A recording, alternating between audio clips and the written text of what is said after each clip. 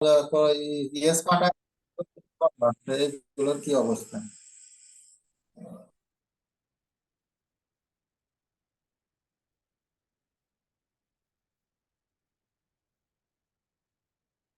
السلام عليكم ورحمة الله وبركاته.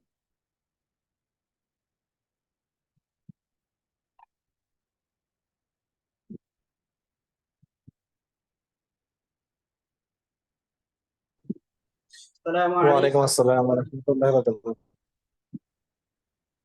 نحمده ونصلي على رسوله الكريم. أما بعد فأعوذ بالله من الشيطان الرجيم. بسم الله الرحمن الرحيم. والعصر إن الإنسان لفي خسر إلا الذين آمنوا وعملوا الصالحات وتواصوا بالحق وتواصوا بالصبر. وقال النبي صلى الله عليه وسلم: تعلموا الفرائض وعلموها فإنه نصف العلم.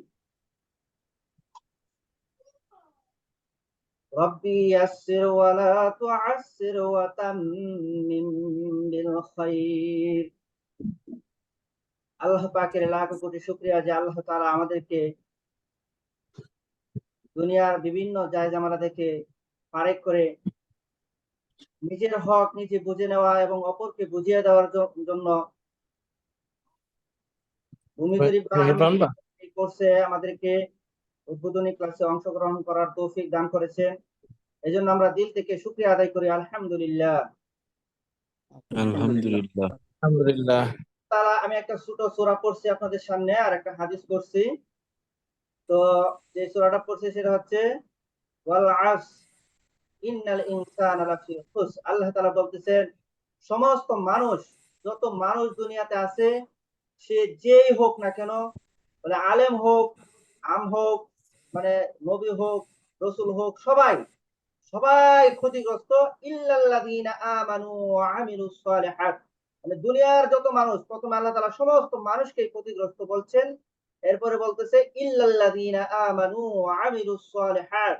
প্রথমে আল্লাহ তাআলা সময়ের কসম খাইছেন, সময় অনেক বড় গুরুত্বপূর্ণ মূল্যবান, এইজন্য আল্লাহ সময়ের কসম খায় বলতেছেন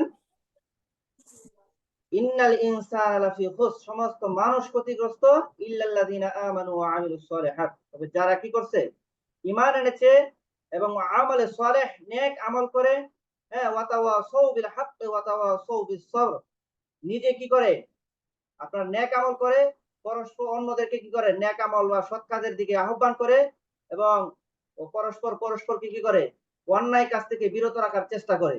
সে এই যে মানুষগুলো আছে যারা ঈমান এনেছে, আমলে সালেহ করে, অন্যদেরকে সৎ কাজের আদেশ দেয় এবং অসৎ কাজ থেকে বিরত রাখে, এই সমস্ত মানুষ ছাড়া সমস্ত মানুষ ক্ষতিগ্রস্ত। তো আমরা যে যে কোর্সটা আমরা করব, এটা কি আমরা সঠিক নিয়তে করতেছি, এটা আমলে সালেহের নিয়তে করতেছি, নিজের হকটা নিজে বুঝে নিব, অন্যদেরকে অন্যদের হক বুঝিয়ে দেব। এর থেকে বড় আমলে সালেহ আর কি হতে পারে? আমি আমার হক বুঝে নেব, মানুষকে মানুষের প্রাপ্য বুঝাইয়া দিব সঠিকভাবে, এটা অনেক বড় একটা আমলে সালেহ। এরপর আমি একটা হাদিস আপনাদের সামনে উপস্থাপন করেছি, সেটা হচ্ছে কি, তাআল্লামুল ফারাইদা ওয়া আল্লিমুহা ফাইন্নাহু নিসফুল ইলম। আল্লাহ রাসূল সাল্লাল্লাহু আলাইহি ওয়াসাল্লাম বলেন, তোমরা ফরায়েজ শিখো এবং অন্যদেরকে শিক্ষা দাও। কেননা ফরায়েজ যেটা হচ্ছে কি, তাআল্লামুল ফারাইদা ওয়া আল্লিমুহা ফাইন্নাহু নিসফুল ইলম, সমস্ত ইলমের অর্ধেক। ফরায়েজ যে ইলমটা আমরা যে ইলমটা শিখবো, এটা ফরায়েজের একটা অংশ। এটা কি সমস্ত ইলমের অর্ধেক বলা হচ্ছে, কত গুরুত্বপূর্ণ। আর আমরা যে জরুরি বিষয়টা শিখবো, সেটা আসলে অত্যন্ত জরুরি একটা বিষয়। এই বিষয়টা শিখা ইসলামিক ভাবেও অনেক গুরুত্ব রাখে। যাই হোক, তো আমরা যেটা শিখতেছি এটা কোনো আমলের বাহিরে না।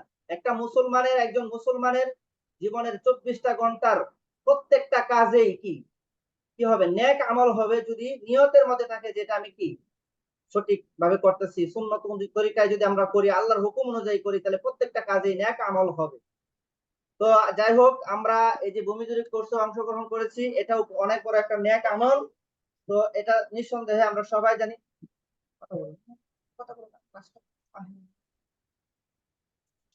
কথা বললো না, কথা বলুন না।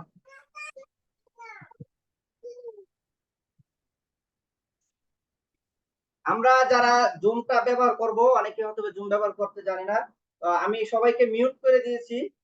আপনাদের কারো যদি জরুরত হয়, আমি শেষে আপনাদের থেকে কিছু প্রশ্ন নিব ইনশাল্লাহ, আপনারা তখন আনমিউট করবেন।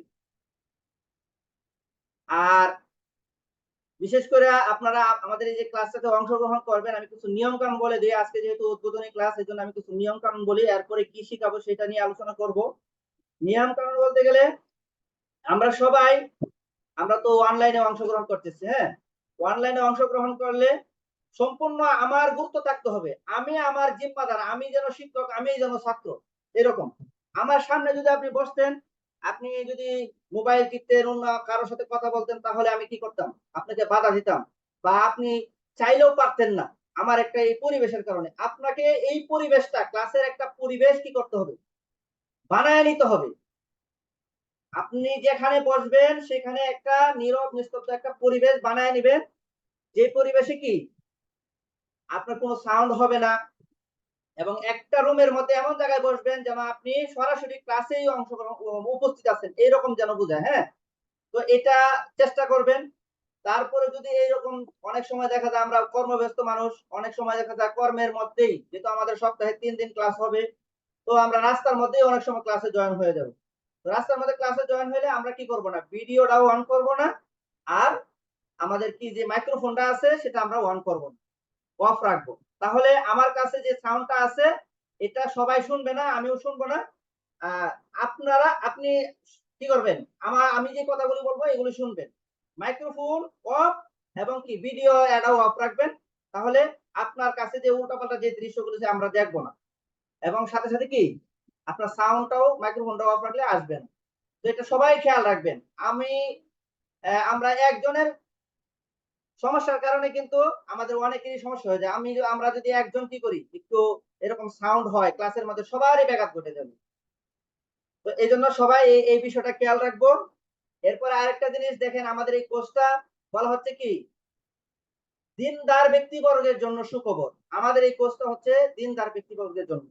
আমার মূল ট্রেনিং সেন্টার হচ্ছে হাটহাজারী বড় মাদ্রাসা আছে না, বাংলাদেশে যে আল্লামা আহমদ শফি সাহেব, ওনার যে মাদ্রাসা, এই মাদ্রাসার সামনে বাংলা বাড়িতে আমার মূল ট্রেনিং সেন্টার। সেখানে অফলাইনে কোর্সটা হয়। আমি ঢাকা থেকে প্রতিদিন সপ্তাহে একবার যাইতাম, যাই কোর্সটা করাতাম। এরপরে আমি আমার ট্রেনার এখানে ছিলাম, এরপরে মাঝে মাঝে যেতাম। এখনো এই বছরেরটা মাত্র বছর শুরু হয়েছে, এখন মাদ্রাসার ক্লাসটা শুরু হবে, এরপরে যাব ওখানে যা আবার ক্লাস করাবো ইনশাআল্লাহ। তো এইটা মনে করেন, আমরা মূলত এই কোর্সটা করানোর উদ্দেশ্য কি দেখেন, আমিন। আমিন শব্দের অর্থ হচ্ছে দিন, মানে আমানতদার বা বিশ্বাসী। কিন্তু আমাদের সমাজে যত আমিন আছে, আজকে মনে হয় যেন আমিন প্রজন্মটা যেন একটা অবিশ্বস্ত প্রজন্ম হয়ে গেছে। আলেম ওলামারা আমরা কেন এই বিষয়টা নিয়ে আপনাদেরকে শেখানোর জন্য আগ্রহ প্রকাশ করতেছি, এবং এটা ব্যাপকভাবে আমাদের কেন ক্যাম্পেইন চলতেছে, তাহলে আমরা এইটা হাতে নিছি এই জন্য আলেম ওলামাদের প্রতি মানুষের এখনো আস্থা আছে। এবং আমরা চাই মানুষকে যদি আমার কাছে যদি কেউ শিক্ষা নেয়, আমাদের কাছে যদি আলেম ওলামাদের কাছে যদি কেউ শিক্ষা নেয়, তাকে যখন আমি কি বলে দিব যে বিন্দু পরিমাণ, জাররা পরিমাণ জিনিসেরও কি হবে, হিসাব হবে, হিসাব নিকাশ হবে, আল্লাহর কাছে হিসাব দিতে হবে। তো আমাদের কাছে শিকার পরে কেউ কি করতে পারবে না, 2 নম্বরে বাটপারি করতে গেলে আমার কথাটা তার মাথার মধ্যে বাজবে। এই জন্যই আমরা, অনেক লাইন আছে আমাদের টাকা কামানো, আলহামদুলিল্লাহ আমি ফ্রিল্যান্সিং মোটামুটি পারি, ওই লাইনেও ইনকাম করতে পারবো।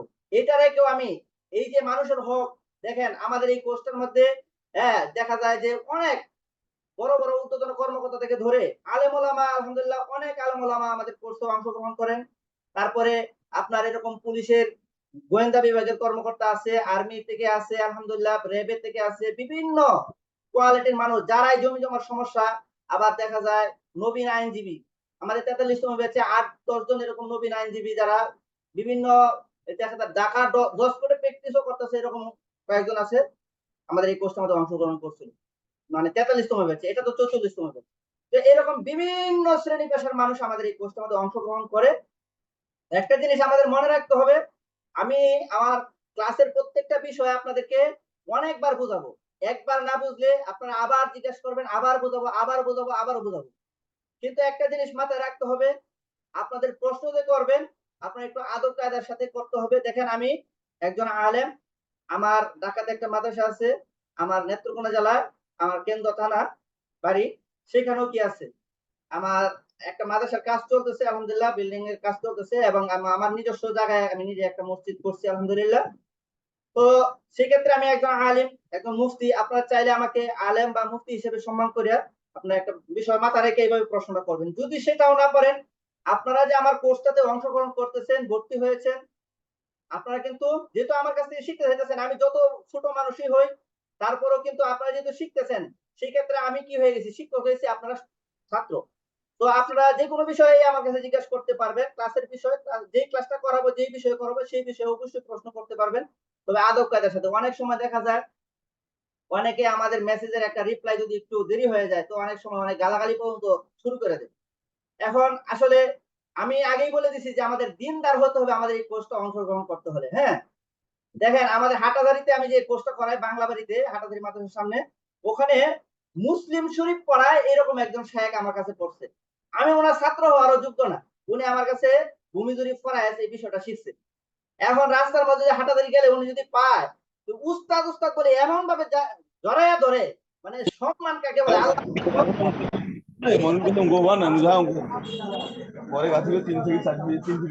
ভাই মিউট রাখি, মিউট রাখি, সাউন্ড। এটাই বলতেছি, কি করা যাবে না, আপনার মাইক্রোফোনটা অন করা যাবে না। আজকের জন্য ভিডিওটা অন রাখেন, পরে হয়তো বা ভিডিওটা অফ করে দিতে পারি, কিন্তু মাইক্রোফোনটা কি করা যাবে না, অন রাখা যাবে না। সবাই অফ রাখবেন, একজনের জন্য কিন্তু সবার দৃষ্টি সরে যায়। তো যাই হোক, সবাই প্রশ্ন, যে কোনো বিষয়ে প্রশ্ন করতে পারবেন, করলে একটু আদব কায়দার সাথে আমাকে অবশ্যই প্রশ্ন করবেন। আমার যতটুকু সাধ্যের ভিতরে আমি অবশ্যই কি করব, আমাদের এই কোর্স চলাকালীনও আপনাদের প্রশ্ন যত সলভ করার আমি করবো ইনশাল্লাহ। কোর্স শেষ হয়ে গেলেও ইনশাল্লাহ আমি চেষ্টা করবো। আচ্ছা যাই হোক, দেখেন কাদের জন্য আমাদের এই কোর্সটা, আমাদের এই কোর্সটা আমাদের কে কে অংশগ্রহণ করতে পারবে। আমাদের এই কোর্সটার মধ্যে যে কোনো ধর্মের যে কোনো ব্যক্তি অংশগ্রহণ করতে পারবে, দিনদার নৈতিকতা থাকতে হবে আর কি। সে মুসলমান হোক, হিন্দু হোক, খ্রিস্টান হোক, তার ভিতরে যদি নৈতিকতা থাকে, তাহলে সে আমাদের এই কোর্সটা অংশগ্রহণ করতে পারবে, কোনো সমস্যা নাই। শিক্ষাগত যোগ্যতা, আমাদের এই কোর্সটা করার জন্য নির্দিষ্ট কোনো শিক্ষাগত যোগ্যতার প্রয়োজন নেই, যেহেতু এটা একটা সার্টিফিকেট কোর্স। মোটামুটি বাংলা রিডিং করতে পারে, তারপরে যোগ বিয়োগ ভাগ গুণ অঙ্ক বিষয়ে মোটামুটি জ্ঞান রাখে, ক্যালকুলেটরের সম্পর্কে অঙ্ক করতে পারে, ইংরেজিও টুকটাক করতে পারে, এইরকম যোগ্যতা হলেই করতে পারবেন। এর থেকে বেশি যোগ্যতা হলে তো নূর নালা নূর, কোনো সমস্যা নাই। আচ্ছা যাই হোক, তারপরে ক্লাস আমাদের আজকেরটা হচ্ছে উদ্বোধনী ক্লাস, আগামী 12 তারিখ থেকে আমাদের এই কোর্সটা ইনশাল্লাহ শুরু হবে ইনশাল্লাহ। এর আগে আপনারা যারা ভর্তি হইতে আগ্রহী, ভর্তি হয়ে যাবেন। আর আমাদের এই কোর্সটা আমাদের কি শেখানো হবে, সেটা নিয়ে আমি একটু আলোচনা করার আগে আমি একটু বিষয় বলতে চাই। সেটা হচ্ছে কি, দেখেন এই যে আমরা ভূমি জরিপ, ভূমি জরিপ বিষয়টা কোথায় থেকে আসছে, কখন থেকে শুরু হয়েছে। মানুষ সামাজিক জীব, যখন থেকে মানুষ সমাজবদ্ধভাবে জীবনযাপন শুরু করছে, এরপরে মানুষ যখন চাষবাসের উপর নির্ভরযোগ্য হয়ে গেছে, নির্ভর করা শুরু করছে, তখন থেকেই মানুষ এই জমি জমার উপর নির্ভর করছে আর কি।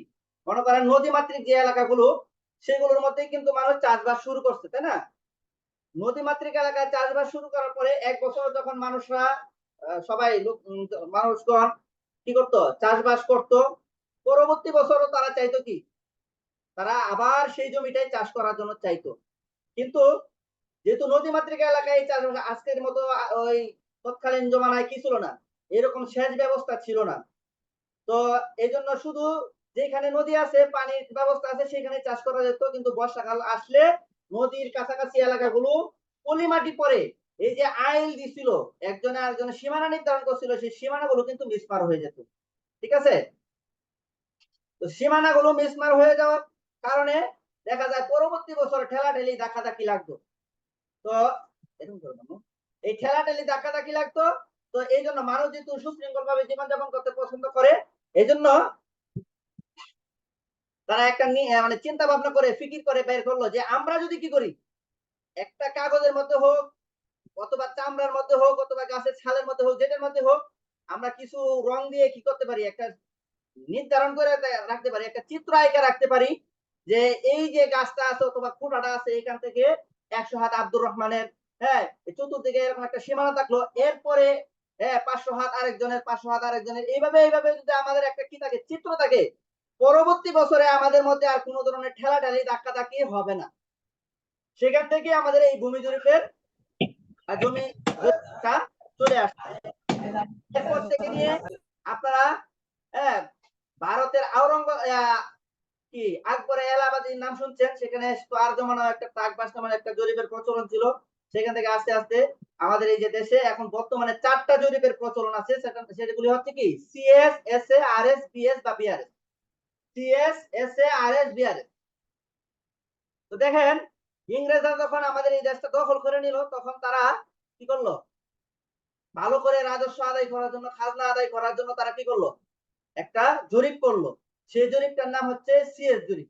সিএস জরিপটা এতটাই সূক্ষ্ম জরিপ ছিল যে ভাই যারা হাঁটাহাঁটি করতেছি, চলাচল করতেছি, তারা একটু ভিডিওটা অফ রাখেন। হ্যাঁ, আপনারা এক জায়গায় বসে আছেন যারা, না হলে এটা কি হয় আমাদের চোখে বাজে, তারা একটু সমস্যা, হাঁটাহাঁটি করলে ভিডিওটা অফ রাখবো। তো যেটা বলতেছিলাম, এই যে ইংরেজরা এসে একটা জরিপ করছিল, সেটার নাম হচ্ছে সিএস জরিপ। এই সিএস জরিপটা এতটা সূক্ষ্মভাবে করছিল যে আজ পর্যন্ত এইরকম সূক্ষ্ম জরিপ আর কেউ করতে পারে নাই। তারা আসলে জরিপটা কেন করছিল, আমাদেরকে চূষণ করার জন্য, আমাদেরকে শোষণ করার জন্য। বলে এই যে ভারতবর্ষে আইসা তারা কি পরিমাণ নির্যাতন নিপীড়ন করছে মানুষের উপর, বলে তারা জনগণের সাথে সম্পৃক্ত ছিল না, তাদের সম্পর্ক ছিল জমিদার। প্রত্যেকটা এলাকায় এক একটা জমিদার দিয়ে দিছিল। যেমন আপনারা বিভিন্ন এলাকার জমিদারি প্রথা, জমিদার নাম শুনেন না, যে আমার দাদা জমিদার ছিল, অমুকের দাদা, অমুকের পর দাদা জমিদার ছিল, এরকম জমিদার বানাই দিচ্ছে। বিশেষ করে বেশিরভাগ ক্ষেত্রে হিন্দুরাই বেশিরভাগ জমিদার ছিল। আর মুসলমানের মধ্যে যারা কি করছে, ইংরেজ সরকারের পা চাটতে পারছে, তাদেরকে জমিদার বানাই দিচ্ছে। কিন্তু বিশাল এলাকার মধ্যে একজন জমিদার, এই জমিদার থেকে আপনার জমি আমার জমি এটা ইংরেজ নিয়ে গেছে, ইংরেজে আবার জমিদারের কাছে দিচ্ছে, জমিদার থেকে আমার জমি আমাকে চাষ করতে হলে আদি দিতে হইতো, মানে আদি অর্ধেক ট্যাক্স দিয়ে তারপরে চাষ করতে হইতো। তারপরও মুসলমানের জন্য নির্ধারণ করে দেওয়া হয়েছিল যে মুসলমানরা শুধু নীল চাষ করবে। কেন? মুসলমানরা ধান চাষ করলে, পাট চাষ করলে, গম চাষ করলে মুসলমানরা স্বাবলম্বী হয়ে যাবে।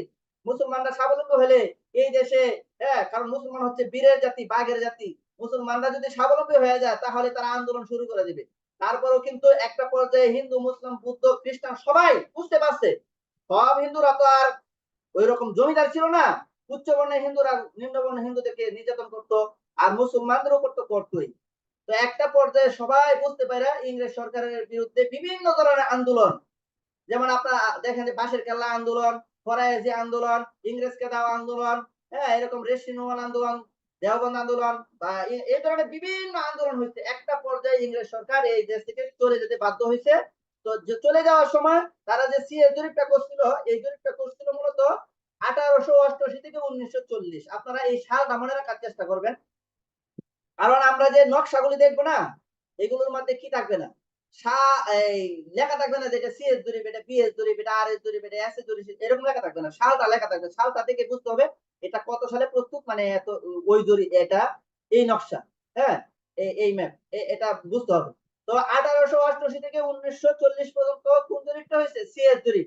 কোন জরিপটা? এগুলো আমার শিটে আছে, ওগুলো আপনাদেরকে দিব, মুখস্থ করবেন। তারপর আজকে বলতেছি, যারা সবাই খাতা কলম নিয়ে বসবেন, নোট নিয়ে বসবেন, একটা ক্যালকুলেটর নিয়ে বসতে হবে, এগুলো বাধ্যতামূলক। এরপরে আমরা যখন শিখাবো একটু, এরপরে কিছু যন্ত্রপাতি লাগবে, সেগুলো বলবো ইনশাল্লাহ, পর্যায়ক্রমে বলবো।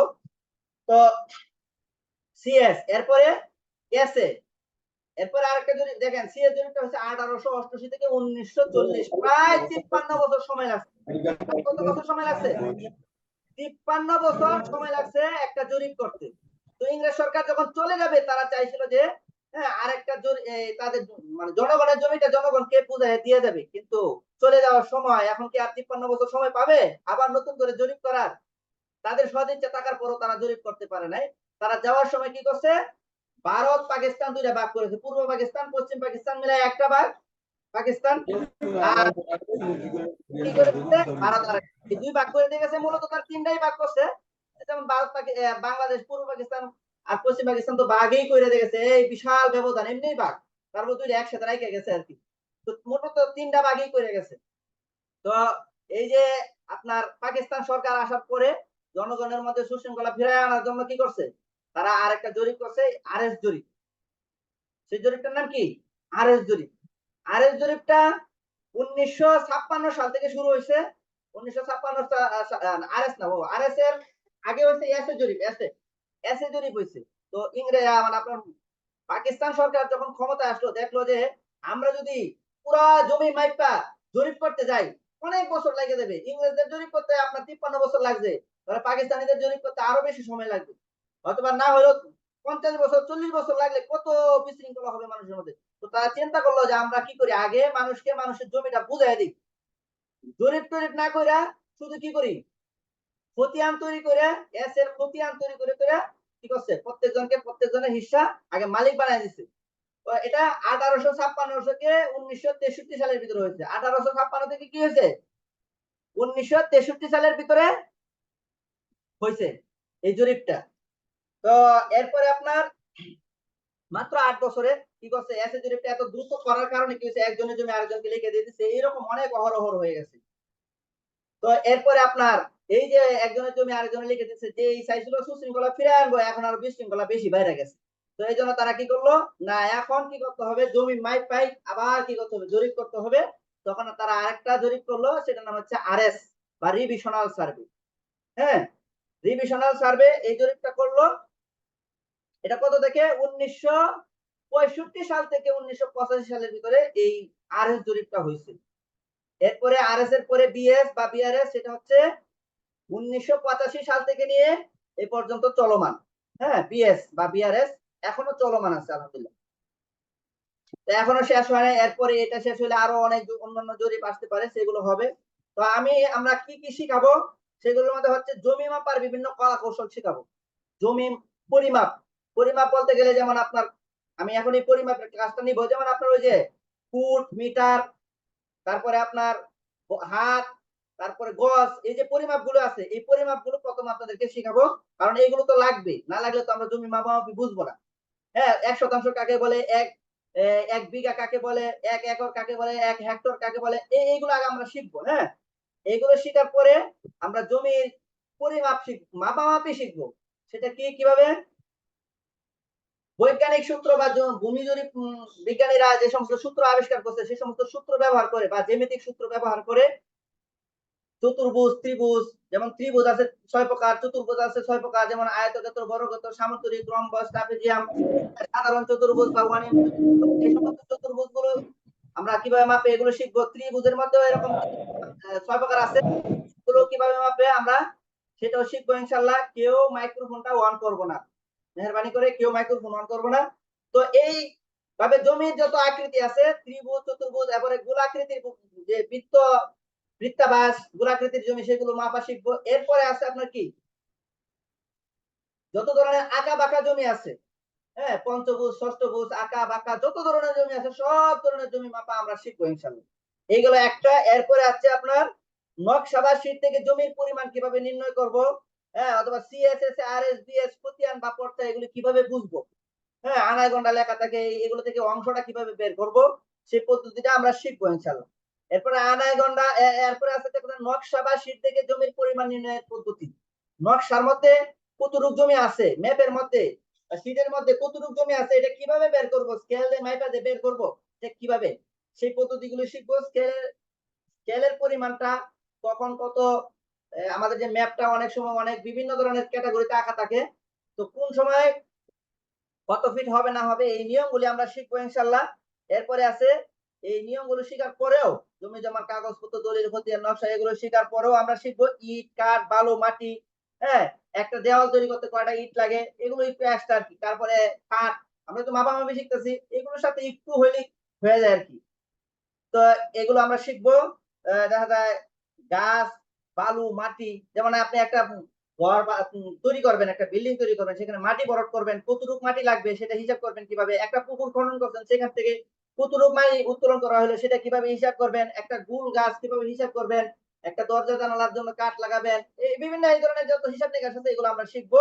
এরপর আছে আনায় গন্ডে সম্পদের হিসাব নিকাশ, সাব কবলা, হেবা দলিল, মিউটেশন, নামজারি, খারিজ, ডিমার্কেশন, পাওয়ার অফ অ্যাটর্নি, আম মুক্তারনামা, ডিসিআর, হ্যাঁ, এখওয়ার, বায়া দলিল, স্কেচ ম্যাপ, দলিল যাচাই পদ্ধতি, এগুলো। এছাড়াও এই সমস্ত জমি জমার টুকিটাকি বিষয় হাতে কলমে শেখানোর জন্য রয়েছে কি সুপরিকল্পিত একটা সিলেবাস। এগুলো অত্যন্ত গুরুত্বের সাথে শেখানো হবে। আর যারা কাছাকাছি আইসে আমার কাছে প্র্যাকটিক্যাল ক্লাস করতে পারেন তাদের জন্য প্র্যাকটিক্যাল ক্লাসেরও সুবিধা আছে।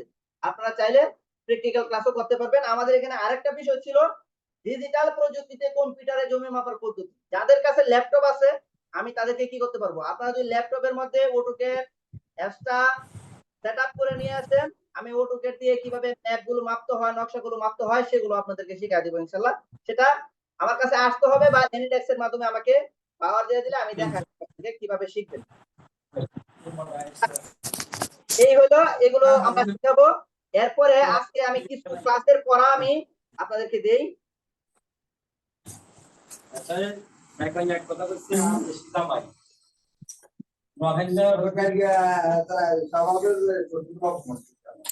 ভাই নোয়াখালী নুকালে একটু ভাত দিয়ে আমার দেখেন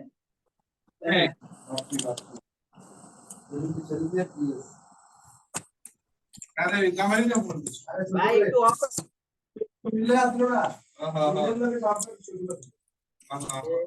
কেউ আনমিউট করবেন না, ঠিক আছে? আনমিউট করবেন না, মেহেরবানি করে কেউ আনমিউট করবেন না।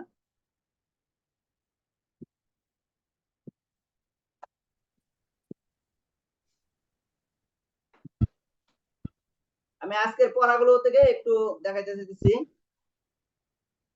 আজকে যেটা আমরা যে ক্লাসটা শুরু করব সেখান থেকে আমি কিছু পড়া পড়বো। আমাদের জুমের এটা হয়তো খুব বেশি সময় না, কেটে যেতে পারে। তো কেটে গেলে আমাদের ক্লাসটা শেষ হয়ে যাবে। আপনারা ভর্তি যারা হইতে চান দ্রুতই ভর্তি হয়ে যাবেন ইনশাআল্লাহ। দেখেন আমরা যে পরিমাপ শিখবো প্রথমে এখান থেকে দেখেন পরিমাপ মূলত তিন প্রকার। পরিমাপ মূলত কয় প্রকার? তিন প্রকার। একটা রৈখিক পরিমাপ, একটা বর্গ পরিমাপ আর একটা ঘন পরিমাপ। রৈখিক পরিমাপ কাকে বলে? আপনার এই যে রাস্তার মধ্যে মাইল কিলোর একটা পরিমাপ আছে না, আমরা রাস্তা গেলে দৈর্ঘ্য দেখবেন লম্বা লম্বি যে পরিমাপটা সেটার নাম হচ্ছে রৈখিক পরিমাপ। আরেকটা আছে বর্গ পরিমাপ বা স্কয়ার পরিমাপ। তো বর্গ পরিমাপটা কি?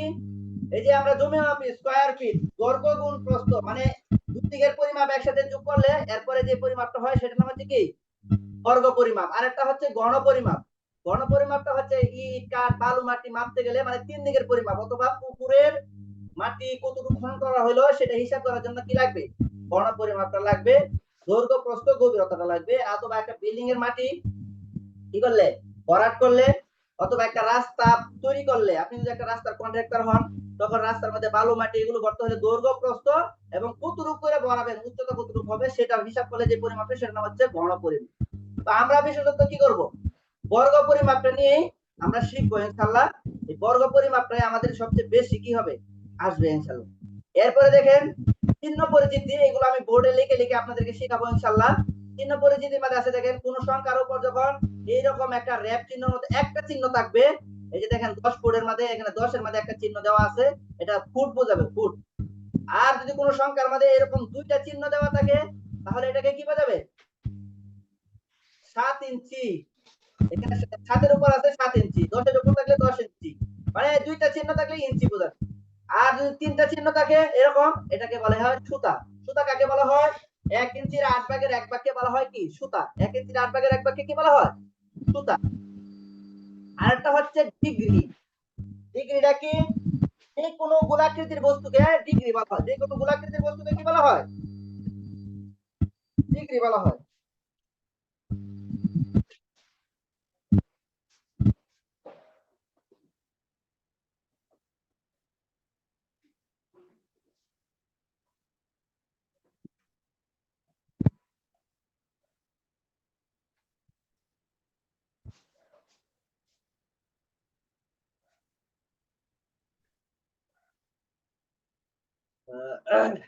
গোলাকৃতির বস্তুকে আপনার ডিগ্রি বলা হয়।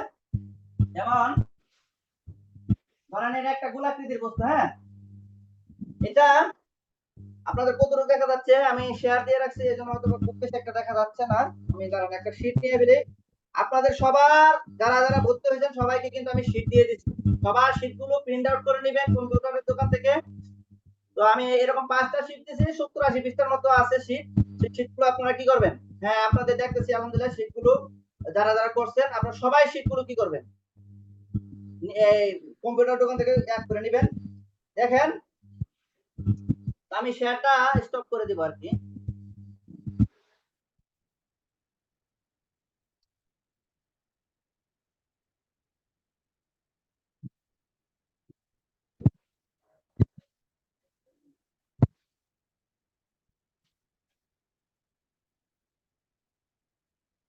আচ্ছা দেখি কতটুকু দেখা যাচ্ছে। তো এরকম গোলাকৃতির একটা বস্তু, এই বস্তুটাকে যদি আমরা কি করি, দেখেন দুই ভাগ করি, তাহলে এটা যে কোনো গোলাকৃতির একটা বস্তু হচ্ছে ৩৬০ ডিগ্রি। কত ডিগ্রি? ৩৬০ ডিগ্রি। ঠিক আছে? এই এটার অর্ধেক হলে কি হবে? এটা গোলাকৃতির বস্তু বলতে গেলে একটা সরিষার দানাও হইতে পারে, আবার পুরা পৃথিবীও হইতে পারে। পৃথিবীও একটা গোলাকৃতির বস্তু, আবার কি সরিষার দানা একটা গোলাকৃতি। এটা পুরাটা যে কোনো একটা পূর্ণাঙ্গ গোলাকৃতির বস্তু বোঝাতে যেটা বোঝা হয় সেটাকে বলা হয় ৩৬০ ডিগ্রি বা ১০০% বলে না আমরা, পার্সনের মতো ৩৬০ ডিগ্রি বলা হয় গোলাকৃতির একটা বস্তুকে পরিপূর্ণ বোঝাইতে আর কি। এর অর্ধেক ১৮০ ডিগ্রি। ডিগ্রিটা কি? আমরা আসলে ডিগ্রি অনেক সময় শুনি যে এত ডিগ্রি তাপমাত্রা, এত ডিগ্রি তাপমাত্রা, এই যে তাপমাত্রা বেড়ে গেল, এই ডিগ্রি কিন্তু আমাদের এই ডিগ্রি না। আমাদের ডিগ্রিটা হচ্ছে দেখেন এখান থেকে যে আইসা এদিকে যে উঠে গেল, এখানে যে একটা অ্যাঙ্গেল তৈরি হলো, বাঁকা তৈরি হলো, সেটার নাম হচ্ছে ৯০ ডিগ্রি। তো ৯০ ডিগ্রি এই সমস্ত ডিগ্রি গুলো আমরা আসলে যখন ত্রিভুজ শিখবো তখন আরো ভালো করে শিখাবো। তো এই হচ্ছে ডিগ্রি। ডিগ্রি লিখতে গেলে যেমন এই মনে করেন ১০ এর মধ্যে এরকম একটা শূন্য থাকলে এটা ১০ ডিগ্রি, ৫০ এর মধ্যে এরকম একটা শূন্য দিলে সেটাকে বলা হয় ৫০ ডিগ্রি। এরকম ডিগ্রি বোঝায় আর কি। আচ্ছা যাই হোক, এরপরে দেখেন আমি স্ক্রিনটা আবার শেয়ার দিই। দেখা যায় তো ওই সাইডে দাঁড়া। তো দেখেন এখানে সরকার স্বীকৃত কিছু পরিমাপ ৪.৩৫৬ বর্গফুট সমান সমান ১ অযুতাংশ। ১ অযুতাংশ, এখানে শুধু অযুতাংশ লেখা কিন্তু এটা হবে ১ অযুতাংশ। তো আপনারা আরেকটু দেখাই, বর্গফুটটা আসলে সবাই পারেন, তারপরে বলি। টাইলস আছে না, টাইলস, চতুর্দিকে যদি ১ ফুট ১ ফুট ১ ফুট এরকম হয় তাহলে এটাকে বলা হয় কি ১ বর্গফুট। ঠিক আছে? তো এইরকম ৪.৩৫৬ বর্গফুট হলে ১ অযুতাংশ বলে। ১০০ অযুতাংশ হচ্ছে ১ শতাংশ। আবার ৪৩৫.৬ বর্গফুট সমান সমান ১ শতাংশ। এটা সবার মনে রাখতে হবে, জমি মাপতে গেলে এই বিষয়গুলো আসবে। ৪৩৫.৬ বর্গফুট সমান সমান কি ১ শতাংশ। এগুলো আমি আবার করব, ১০০ শতাংশে ১ একর। হ্যাঁ, এগুলো আমরা সামনে আবার এগুলো পড়াবো ইনশাআল্লাহ। আজকে আমি একটু বিষয় দেখাইতে চাইতেছি আপনাদেরকে। সেটা কি দেখাইতে চাইতেছি?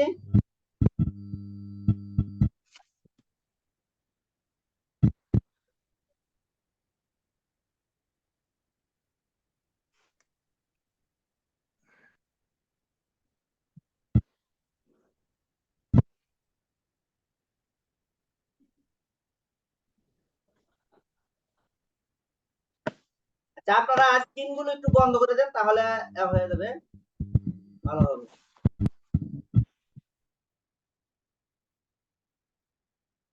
আপনাদের ভিডিও গুলা একটু অফ করে দেন, মানে সবাই করে দেন।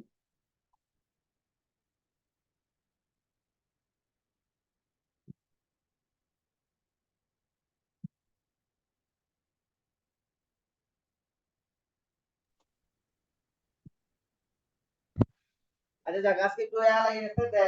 যেটা বলতে চাইছিলাম, যেমন মনে করেন আমাদের এখান থেকে তো দেখাইতে পারি। এই যে দেখেন, আমরা একটা বোর্ড নিয়ে নিই, তাহলেই হবে ভালো।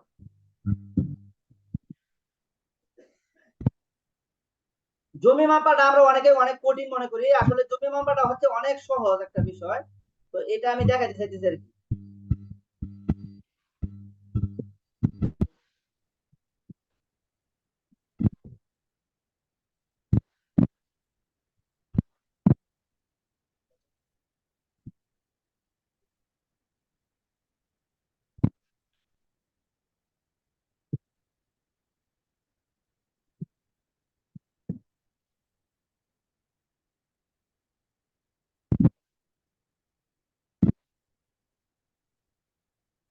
এই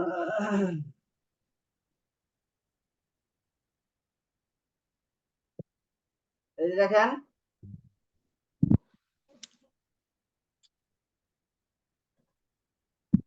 এই যে মনে করেন এটা একটা জমি, হ্যাঁ এটা একটা জমি, এটা মনে করেন আমাদের আসলে আজকে কতটুকু দেখা যাবে বলতে পারতেছি না, আমাদের সময়টা চলে যাবে, জুমটা চলে যাবে ফ্রি, তো এই জন্য চলে যাবে।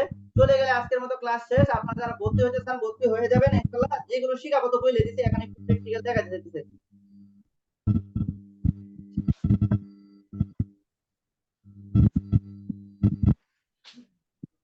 তো এই একটা জমি দেখেন এখানে 100 ফুট আর এদিকে হচ্ছে কি 50 ফুট 50 ফুট। তো এইরকম আকৃতির একটা জমি হইলে মাপাটা কতটা ইজি সেটাই আমি দেখাতে চাইছি। দেখেন 100 কে 50 এর সাথে শুধু গুণ করে দিবেন, তাহলে কি হয়ে যাবে, জমির পরিমাণটা বের হয়ে যাবে। 100 কে 50 সাথে গুণ করেন, দেখেন কত হয়। 100 কে আমি দেখাবো অন্য সময়, অন্য দিন একটু ভালো করে দেখাবো, আজকে তো সময় কম, অন্য কথা বলতে বলতে চলে গেছে। 100 গুণ 50, দেখেন আমার এখানে দেখা যাচ্ছে কত, 5000 বর্গ ফিট। এটাই হচ্ছে দুই দিকে গুণ করলে এটাকে কি বলা হয়, কত ফিট। ভাই আঁকাআঁকি করবেন না, কে আঁকাআঁকি করতেছেন, আঁকাআঁকি করবেন না কেউ। তো এইরকম হইলে 5000 বর্গ ফিট, 5000 বর্গ ফিটকে যখন আমরা যে 1% পরিমাণটা বলছিলাম না, 1% কত বর্গ ফিট বলছিলাম, 1% আমরা 435.6 বর্গ ফিট বলছিলাম। এই যে 400 ভাগ দিয়ে যদি 435.6 বর্গ ফিট সমান সমান 11.47% বের হয়ে গেছে। এই 100 কে 50 এর সাথে গুণ দিয়া 435.6 দিয়ে ভাগ দিলে আমাদের এখানে শতাংশটা বের হয়ে গেছে বা জমি মাপা হয়ে গেছে। এই রকম আকৃতির সমান যদি হয়, এদিকে সমান এদিকে সমান এদিকে সমান এদিকে সমান, দৈর্ঘ্য প্রস্থ সমান হয়, জমিটা কিন্তু মাপা অনেক ইজি। ঠিক আছে, তো জমি মাপা আসলে অনেক কঠিন কিছু না, অনেক সহজ। এরপরে আস্তে আস্তে ধীরে হবে। তারপরে দেখেন এটা যদি আমরা মনে করেন বাদ দিয়া আরেকটা আকৃতি মনে করেন নিলাম, হ্যাঁ আচ্ছা, যদি মনে করেন এটাই একটা আকৃতি, যেটা হইতেছে না, আচ্ছা আরেকটা আমি সরাসরি বোর্ডে দেখাবো আসলে, জুমে